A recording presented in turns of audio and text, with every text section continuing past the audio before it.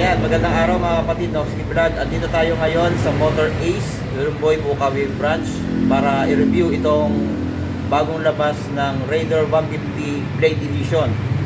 So, nilabas na to noong 2025, pero ngayon lang natin siya nakita ng personal. So, ngayon, iikutan natin at alamin din natin yung cash price and installment dito sa kanilang branch. Kaya abangan natin to. Noxky Vlog.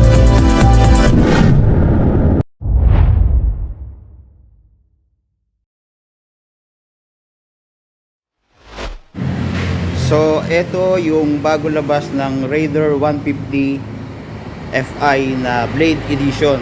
Nakita na rin natin sa personal at napakaangas pala ng datingan, no? Ayan, no? Ito agad yung makikita mo, yung winglet na ito. Kabilaan. Ayan. So, yung kulay nito white and then matte gray. Tapos may mga decals na gold. Yan o, pati yung mugs nya nakakulay gold siya. Napakaangas, ano. Yan. Tapos mapansin mo dito yung makina nya, iba na rin yung kulay. So binagay din dito sa may kanyang fairings. Yan, naka matte gray finish din siya, no. At napaka-detalye ng kanyang makina sa ilalim. Napakaganda tingnan. Napaka-quality nung pagkakagawa or pagkaka-design nitong Raider 150. And dito makikita natin sa likod yung Raider R150. Yan, liquid cooled, 6-speed, then DOHC 4 valve, then meron na siyang Suzuki clutch assist system. So ibig sabihin napakalambot nung clutch nito, no? Napakasarap gamitin siguro nito pagka pinapaandar na. Then mapansin natin dito, andito pala yung kanyang coolant. Ayan, no. Yung old model daw kasi nandito sa may side na to. So ngayon parang mas masikip na siya dito, kaya nilagay doon sa baba. Ayan naman yung kanyang radiator. Yan, maganda rin yung radiator niya. Then dito sa kanyang front, ito yung kanyang suspension, naka telescopic fork pa rin. Then naka dual path caliper na siya dito sa harapan. Then yung disc brake halos same naman dun sa dati yung design. So napakaangas din, ang laki. Then yung kanyang mugs ay kulay gold. Then naka tubeless na to. Ayan, ang size naman ng gulong dito sa harapan ay 70 by 90 by 17. Ayan. Then yung kanyang front fender okay din, very sporty din, halos same din dun sa dating disenyo niya. So dito sa front, yung sa headlight, itong sa Blade Edition, katulad pa rin nung old version na FI. Ayan, yung mukha niya, no? Kaso, ang naiba lang dito, yung kanyang signal light, naka-separate na. Ayan na yung binago dito. Meron pa siyang parang plastic dito or parang winglet na rin niya sa harapan. Dito nakakabit yung kanyang signal light. Palagay ko halogen kasi may bulb pa siya, eh. Ayan. Pati sa likod, naka-separate na yung kanyang signal light. Ayan, oh. So visible na siya sa karsada. So kita-kita na yung signal light natin. Kasi dati nandito lang nakakabit yun. O dito siya naka-assemble. So ngayon, binago ng Suzuki, nilabas na nila. Tapos yung fender niya sa likod, halos same pa rin naman sa dati. Ayan, may ilaw din yan dito sa kanyang plate holder, then reflector sa likod, no? So balik tayo dito sa kanyang headlight. Ayan, naka-LED na rin yan. Ito kasama na yan sa park light. Tapos yung high and low niya, ito park light din to, yung parang pa letter M. Then yung logo ng Suzuki. Ayan. Then sa kanyang panel, ito, halos same naman sa dating panel, no? Hindi ko lang sure, ha. So hindi pa kasi naka-operate ito, eh. Naka-digital panel gauge. Then yung selection niya ng button, ayan, pag-adjust. Then yung RPM na indicator, andyan. Then yung mga iba pang info na makikita mo dito sa kanyang panel, andyan na po yun. Then pagdating sa kanyang handle, clip-on handlebar. So same pa rin sa dati. Then yung kanyang susi, ito. Yung pagkakaalam ko sa isa, yung Raider Pro ay keyless na po yun.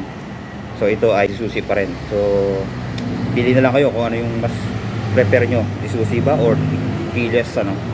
Then sa kanyang mga switch, ito, meron siyang high and low, turn signal light switch, busina.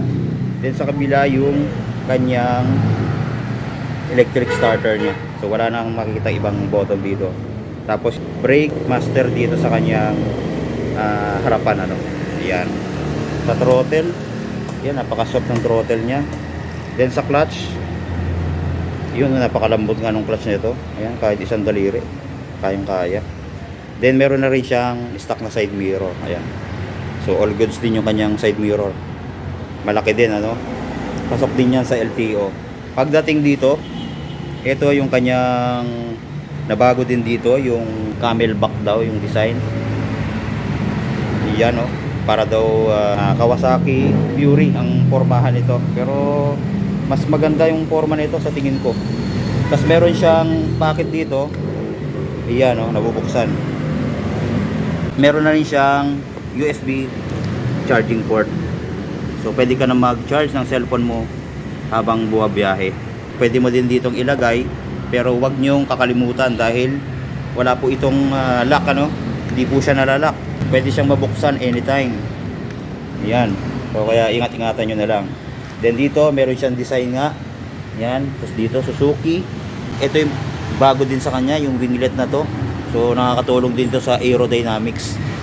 Then dito meron din siyang air ventilation dyan. Ayan. Kabilaan. So maangas din yung forma. Pagdating dito sa kanyang shifting, eto naka single shifter. Then bootleg sa rider, napipilip din siya, then alloy. Tapos side stand, meron. Center stand, all goods.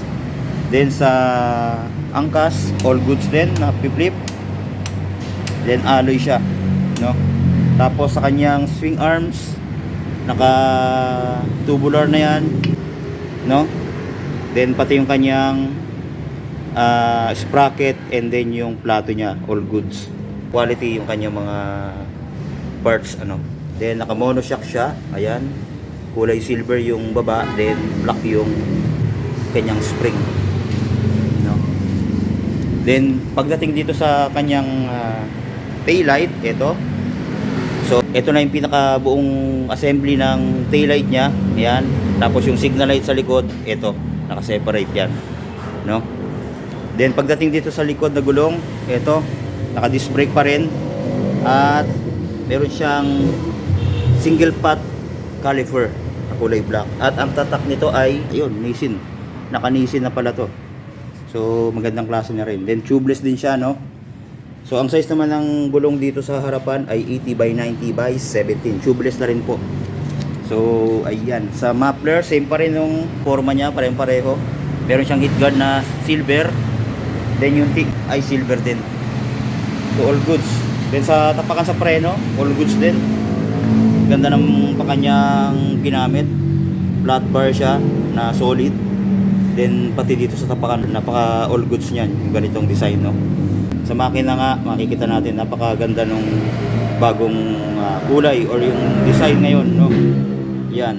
Yung kanyang oil capacity ay 1.3 liters. Yan. So marami-rami ito. Then meron din siyang tingin na ng lagis dyan, no? Ayun. So monitor natin kung wala na or meron pa. So ito meron na, meron ng lagis yan nakalagay, no? So ayun. Sa gilid makikita natin yung FI niya na logo. So ang cash price nitong Suzuki Raider 150 Blade Edition ay 132,424. May down payment siya na 10,000. Sa 12 months, meron siyang monthly na 13,324. 24 months, 8,091. 36 months, 6,440. May rebate pa na 200 dito sa kanila, no? Tapos yung Raider Pro naman, 148,824 dito. Then down payment 10,000 din. 1 year niya 15,042, 2 years 9,134, 3 years ay 7,271, may rebate pa na 200 din. So kung o-order kayo nitong Raider Blade or yung Raider Pro, direct kayo dito kay Sir Paloma, ano? So i-post ko yung kanilang FB page and then yung contact number para ma-assist nila kayo. And available pa rin yung mga iba-ibang unit nila. Yan. May mga Suzuki Smash, Honda Beat, Yamaha Sniper, Kawasaki 175, Mio, Aerox. Then meron din silang bagong labas na PCX. Then yung bagong labas na NMAX 155 na standard. Then turbo meron din sila, no? Ayan, iba. Then Honda Click, marami dito na bagong dating pa lang. Ayan, makikita niyo. So, ayan po. Maraming salamat sa panonood. God bless and stay safe always.